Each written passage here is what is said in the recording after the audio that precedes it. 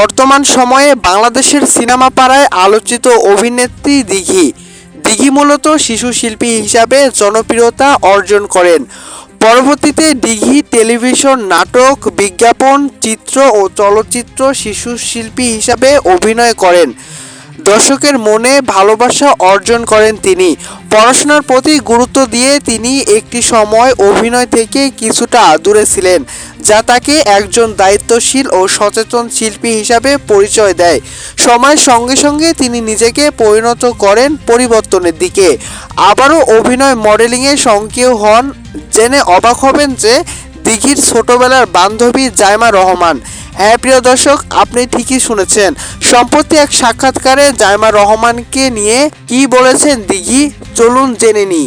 তারেক রহমানের মেয়ে জাইমা রহমান। হ্যাঁ প্রিয় দর্শক, জাইমা রহমান দীর্ঘ কয়েক বছর ধরে দেশের বাইরে ছিলেন বা অবস্থান করছিলেন।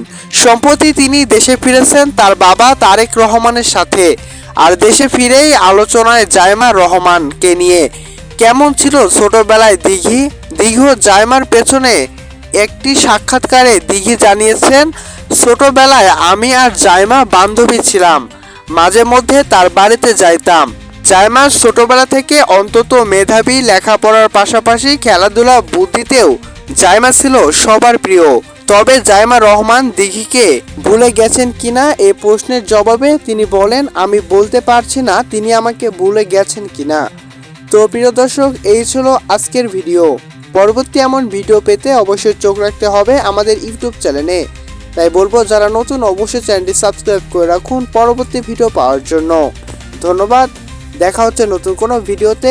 সে পর্যন্ত সবাই ভালো থাকবেন, সুস্থ থাকবেন। আল্লাহ হাফেজ।